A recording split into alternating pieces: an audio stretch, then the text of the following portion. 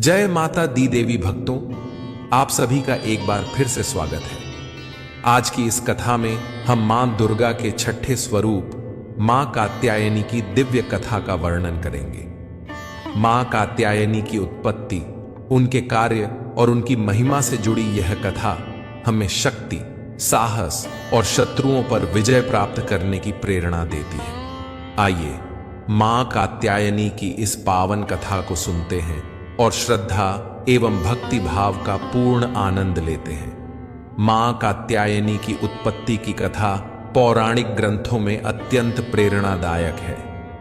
यह कथा ऋषि कात्यायन की तपस्या से शुरू होती है, जो अत्यधिक विद्वान और महान तपस्वी थे। वे भगवान शिव और देवी पार्वती के परम भक्त थे और अपनी साधना के माध्यम से देवी दुर्गा की आराधना किया करते थे। उनके मन में एक विशेष इच्छा थी कि स्वयं मां दुर्गा उनके घर पुत्री रूप में जन्म ले। उन्होंने वर्षों तक कठोर तपस्या की और देवी दुर्गा को प्रसन्न करने के लिए अन्न जल त्याग कर अपने समर्पण को चरम सीमा तक पहुंचाया। ऋषि कात्यायन का यह दृढ़ संकल्प और उनकी भक्ति देखकर देवी दुर्गा अत्यंत प्रसन्न हुई। उन्होंने ऋषि कात्यायन को दर्शन देकर वरदान दिया और कहा, हे कात्यायन ऋषि, तुम्हारी तपस्या से मैं अत्यंत प्रसन्न हूं।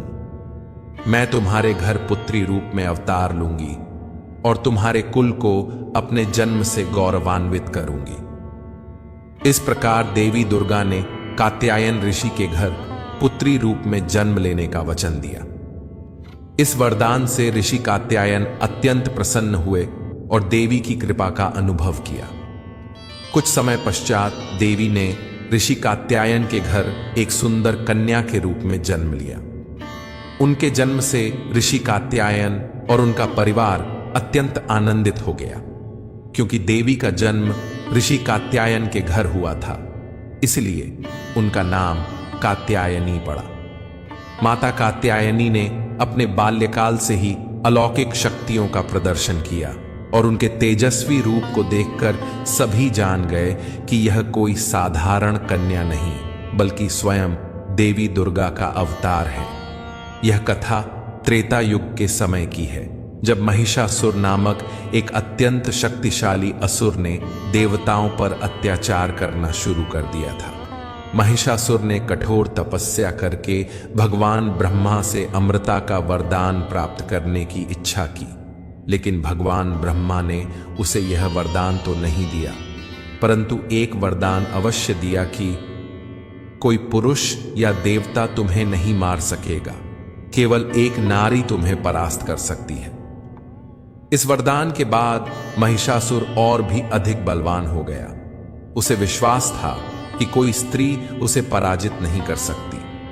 इसी विश्वास में वह अहंकारी हो गया और उसने देवताओं के राज्य स्वर्ग लोक पर आक्रमण कर दिया। महिषासुर के आतंक से त्रस्त होकर सभी देवता परेशान हो गए। उसकी शक्तियां इतनी बढ़ गईं कि देवता उससे हारने लगे और वे अपना स्वर्ग लोक छोड़कर भटकने पर मजबूर हो गए। महिषासुर ने समस्त संसार को अपने अत्याचारों से भयभीत कर दिया और अपनी ताकत के बल पर स्वर्ग लोक पर कब्जा कर लिया।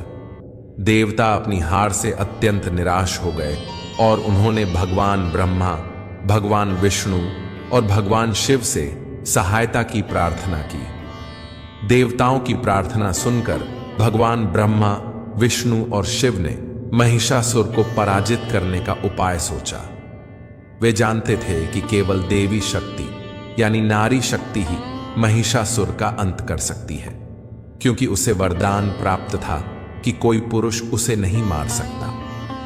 इस पर तीनों देवताओं ने अपनी दिव्य शक्तियों को एकत्रित किया और उस शक्ति के संगम से देवी कात्यायनी प्रकट हुई।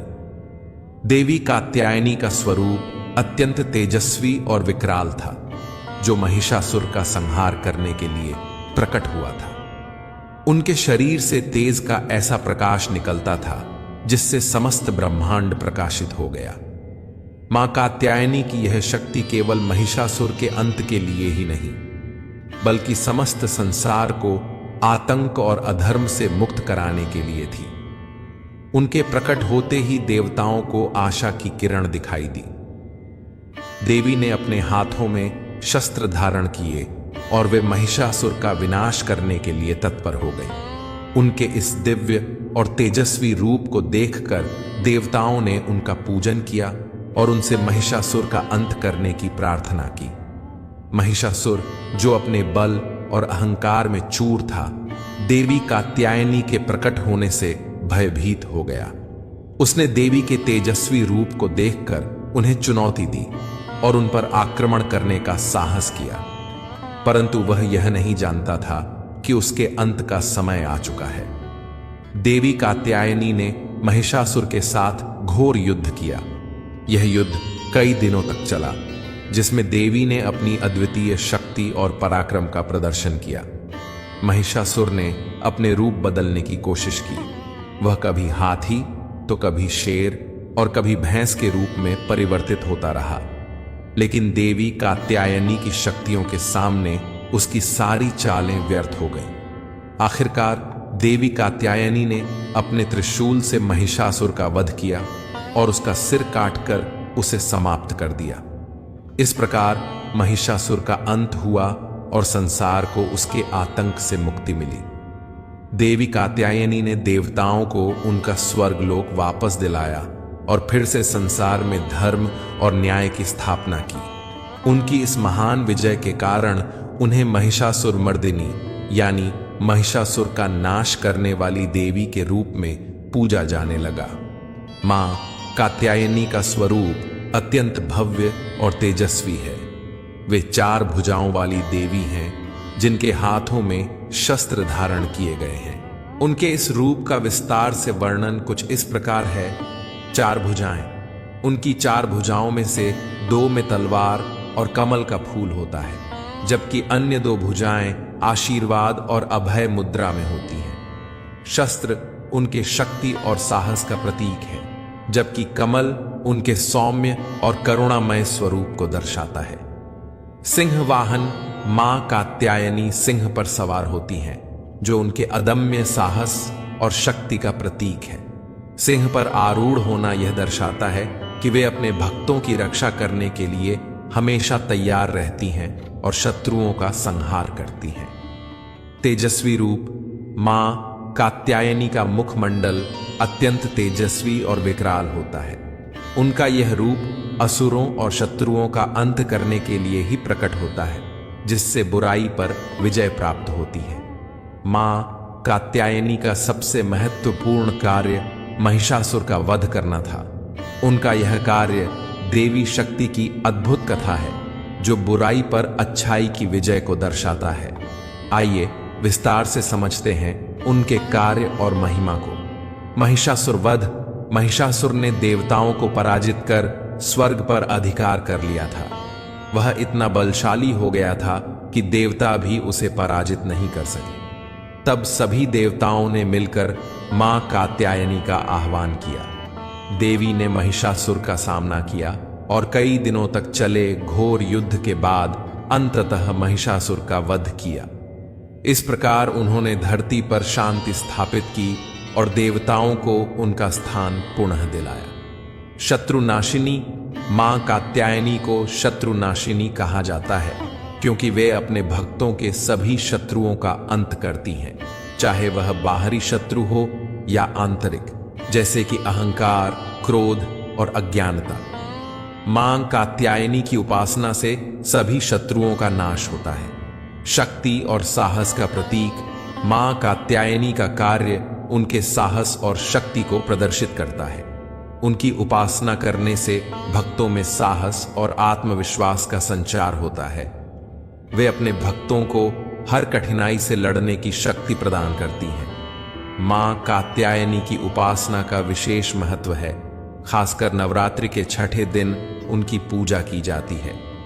उनकी कृपा से भक्तों को जीवन की कठिनाइयों से मुक्ति मिलती है और हर प्रकार के शत्रु का अंत होता है। लाभ। उनकी पूजा से निम्नलिखित लाभ होते हैं। 1. विवाह में विलंब का निवारण। पौराणिक मान्यताओं के अनुसार जो कन्याएं विवाह में विलंब का सामना कर रही होती हैं, उन्हें मां कात्यायनी की पूजा अवश्य करनी चाहिए। मां की कृपा से विवाह में आने वाली अड़चन समाप्त होती है और शुभ विवाह का योग बनता है। 2.